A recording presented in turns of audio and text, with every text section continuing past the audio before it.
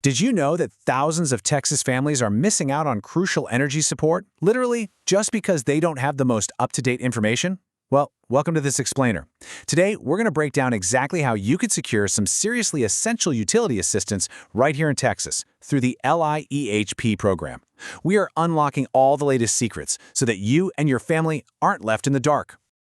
All right, here is our roadmap for today. We're going to cover 1. The energy bill struggle. 2. What LIHEAP actually is in Texas. 3. Eligibility and required documents. 4. The step-by-step application process. 5. Troubleshooting and extra resources. And finally, Section 6, our conclusion and your next steps. Let's dive right in. Section 1. The energy bill struggle. So to kick things off, we really need to address the very real challenges a lot of households are facing right now and clear up some major confusion about where to actually get help. Like I mentioned at the very beginning, a staggering number of eligible Texans never see a dime of this assistance. And you might be wondering why. Well, it's mostly because the application landscape has completely shifted over the last couple of years, and honestly, outdated information is just everywhere online.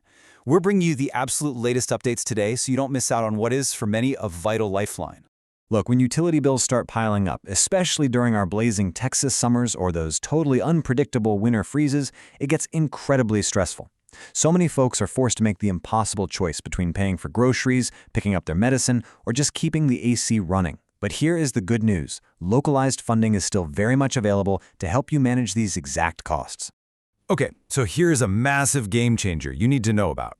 There's a stark contrast between how things used to work and how they work today. During the pandemic, you might remember going to a big centralized website called Texas LIHEAP. Well, scratch that. Those pandemic-era funds are completely depleted, and that centralized portal is permanently closed. You literally can't apply there anymore.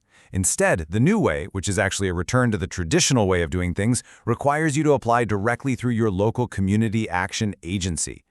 Section 2. What is LIHEAP in Texas?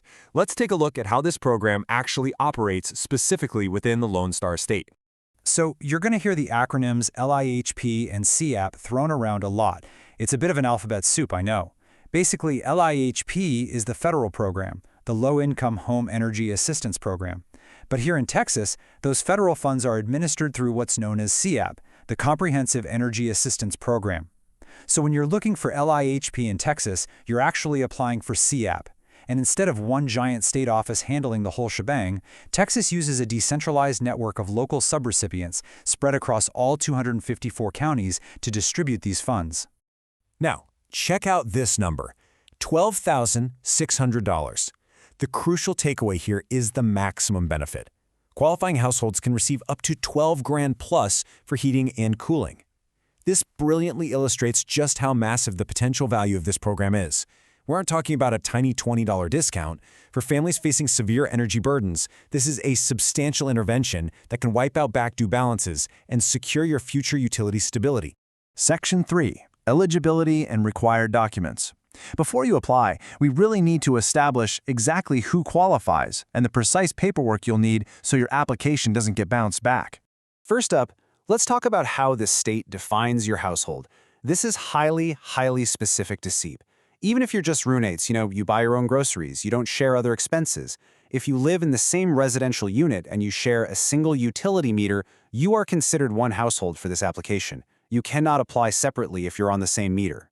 When calculating your eligibility, the state looks at your max gross monthly income, so that's your income before taxes, based on how many people live in that household we just defined. These limits are capped at 150% of the federal poverty level. So for a family of 4, as an example, your total gross monthly income needs to be under $5,414. And here is a really fantastic piece of news for Texans. There is absolutely no asset limit for this program. They're only looking at your income, not what's sitting in your savings account or what kind of car you drive.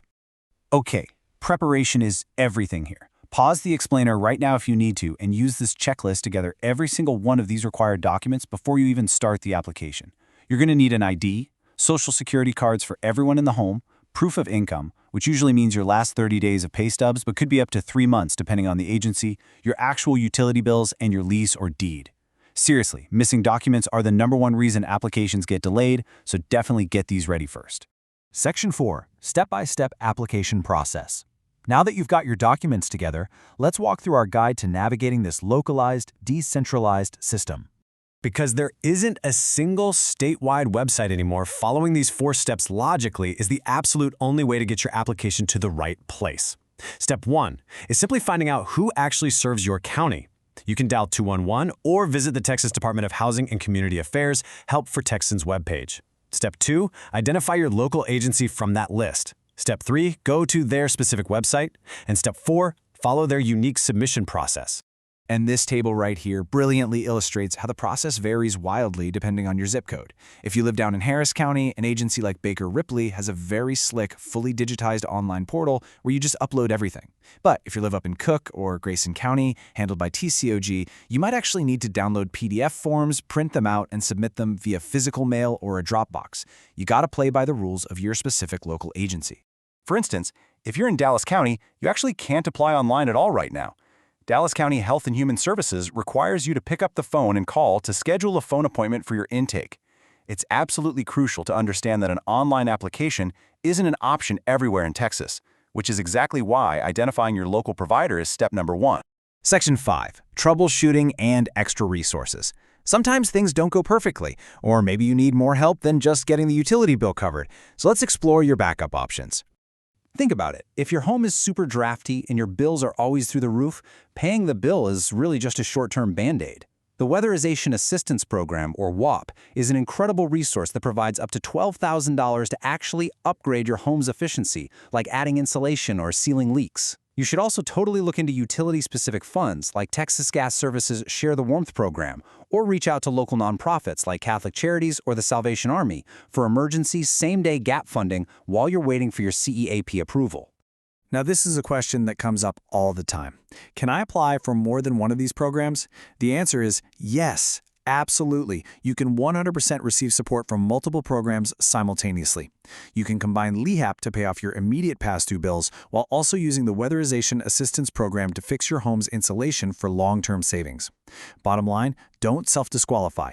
Ask your local agency caseworker about all available options during your intake.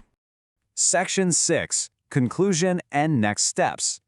Let's wrap up our structured guide on securing Texas energy assistance and talk about what you should do next. Just a quick heads up. Government program details, funding availability, and application portals are always subject to change. While we've unlocked the most accurate and current process for you here today, you should always double-check the official TDHCA website or simply dial 211 for the most up-to-date localized guidance in your specific Texas county before you begin. I highly encourage you to take immediate action. Please, don't wait for a disconnect notice to show up in the mail. Go find your local agency right now. And hey, if you found this breakdown clear and helpful, share this explainer with your friends, family, and neighbors across Texas who might benefit.